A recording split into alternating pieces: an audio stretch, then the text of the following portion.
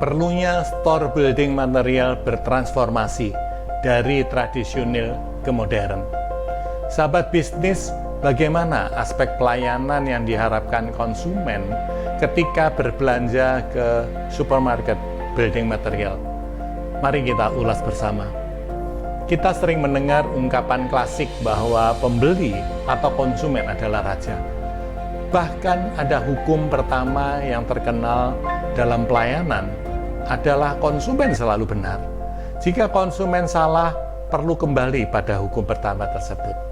Hahaha, ini adalah joke ya, tapi ini sesuatu yang perlu menjadi perhatian, khususnya bagi peritel. Adapun aspek pelayanan yang diharapkan konsumen, yang sering menjadi bahan evaluasi konsumen terhadap supermarket bahan bangunan adalah hal-hal sebagai berikut. Yang pertama, aspek yang tangible, yang kasat mata dapat dilihat. Yang pertama adalah penampilan toko. Yang kedua, merchandise display. Yang ketiga, penampilan karyawan. Kedua, pemahaman terhadap pelanggan. Bagaimana cara perusahaan, cara konsumen memberi perhatian pada pelanggannya. Bagaimana karyawan maupun perusahaan mengenal pelanggan-pelanggannya atau regular customer-nya. Ketiga adalah keamanan, perasaan aman ketika mereka masuk ke area parkir, terjaganya kerahasiaan ketika mereka bertransaksi. Keempat adalah kredibilitas, reputasi menjalankan komitmen. Apakah setiap kali janji atau setiap kali mengadakan kegiatan-kegiatan itu memang sesuai apa yang diungkapkan dengan yang dilakukan oleh perusahaan itu. Dipercayanya karyawan. Jadi seringkali memang kalau konsumen itu sudah cocok sama 1-2 karyawan, dia akan terus-menerus mencari karyawan tersebut ketika mereka berbelanja. Garansi yang diberikan ketika barang yang dibeli ada kerusakan, atau ketika barang yang dibeli ternyata tidak cocok dengan apa yang diharapkan. Bagaimana dengan garansi toko tersebut? Kemudian adalah kebijakan pengembalian barang ketika ada ketidaksesuaian dan sebagainya. Kelima adalah reliability, keakuratan bon pembelian. Apakah harga di kasir sama harga di prestek itu selalu sama? Bagaimana bila ternyata di prestek dan di kasir harganya beda? Melayani dengan cepat ketika konsumen datang dan berbelanja. Keakuratan dalam transaksi penjualan. Keenam, perilaku yang sopan. Karyawan yang bersahabat, penuh penghargaan dan menunjukkan sikap yang perhatian. Ketujuh, akses kemudahan dalam bertransaksi. Waktu buka toko yang sesuai, keberadaan manajer untuk menyelesaikan masalah bila ada problem yang muncul. Kompetensi atau kecakapan, pengetahuan dan keterampilan karyawan, terjawabnya setiap pertanyaan pelanggan. Karena itu pentingnya product knowledge bagi karyawan toko. Kesembilan adalah responsiveness, memenuhi panggilan pelanggan ketika diperlukan, memberikan pelayanan tepat waktu. Kesepuluh, informasi yang diberikan kepada pelanggan, menjelaskan pelayanan dan biaya, jaminan penyelesaian masalah. Ini adalah 10 hal yang menjadi evaluasi konsumen ketika berbelanja. Sahabat bisnis, pasar modern sebenarnya adalah usaha dengan tingkat keuntungan yang tidak terlalu tinggi. Namun, bisnis ini memiliki tingkat likuiditas yang tinggi karena penjualan ke konsumen dilakukan secara tunai. Sementara pembayaran ke pemasok umumnya dilakukan secara kredit. Seperti retail modern lainnya, supermarket bahan bangunan umumnya memiliki posisi tawar yang relatif kuat terhadap pemasok-pemasoknya. Hal ini karena retail modern umumnya adalah perusahaan dengan skala yang besar, dengan saluran distribusi yang luas, mereka punya beberapa chain store, sehingga pembelian barang kepada pemasok dapat dilakukan dalam jumlah yang besar. Posisi tawar yang kuat memberi banyak keuntungan bagi peritel modern.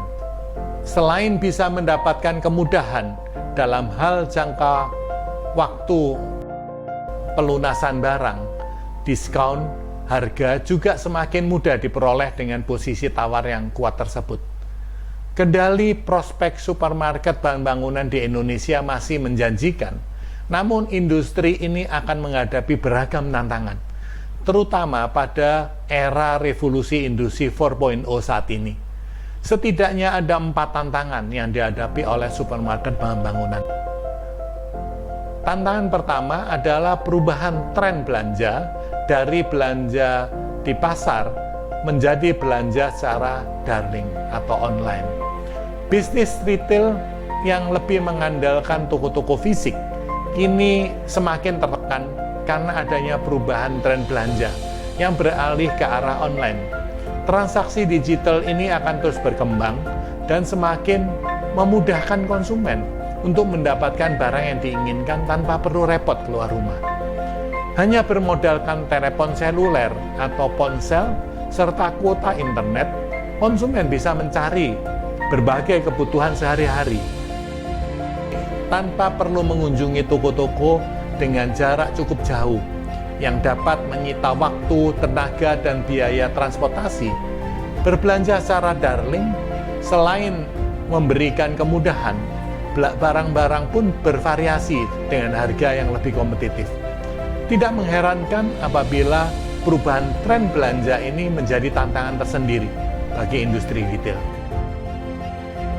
Kedua, penurunan konsumsi dan daya beli masyarakat.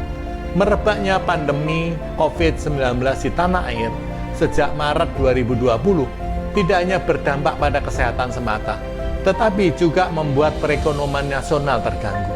Kebijakan pembatasan sosial membuat dunia usaha terpuruk. Tidak sedikit perusahaan retail yang kemudian menutup usahanya karena terdampak kebijakan pembatasan sosial.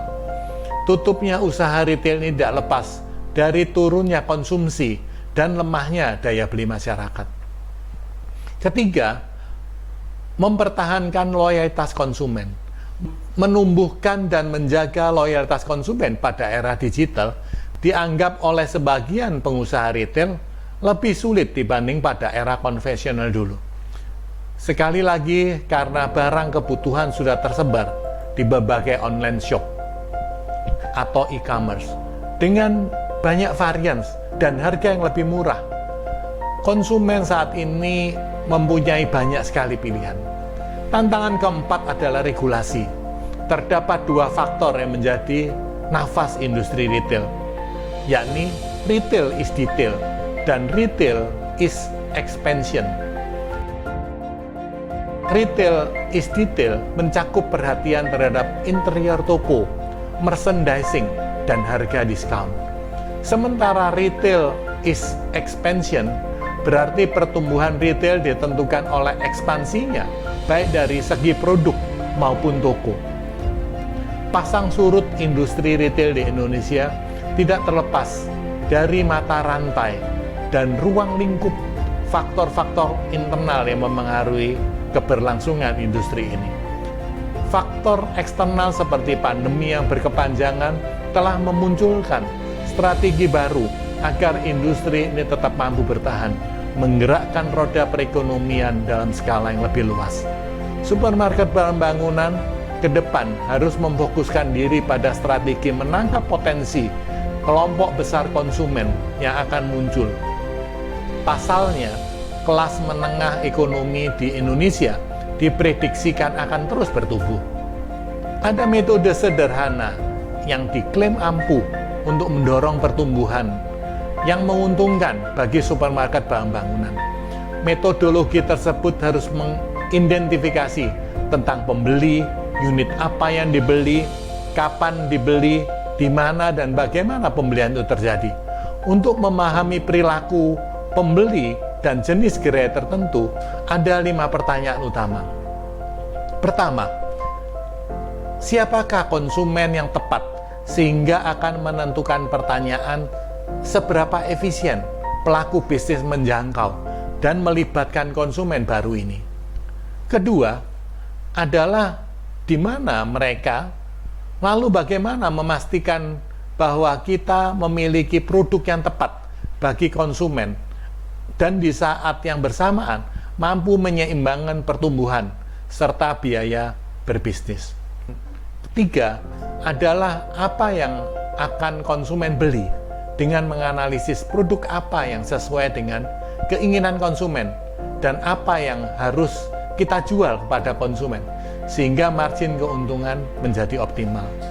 Keempat adalah di manakah mereka akan membeli dan apa yang harus diselaraskan dengan channel mix atau option berdasarkan kategori dan kelompok konsumen yang memiliki pendapatan yang sesuai dengan pangsa pasar yang kita tentukan.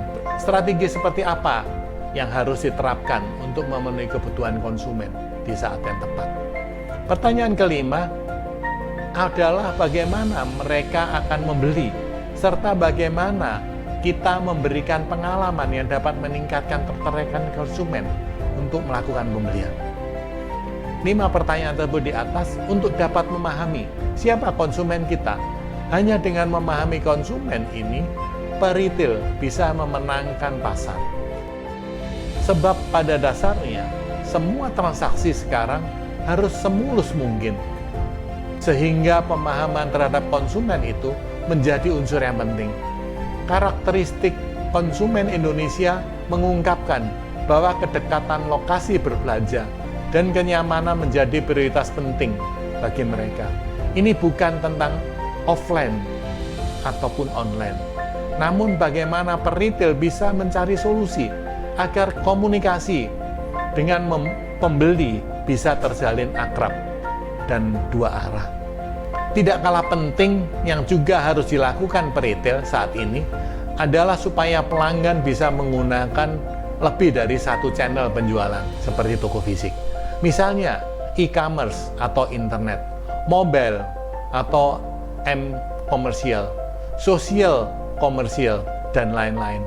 Dengan demikian konsumen mendapatkan kemudahan untuk melakukan pilihan barangnya, membeli, mendapatkan, dan mengembalikan atau menukar barangnya dengan peritel, terlepas dari channel penjualan yang digunakan.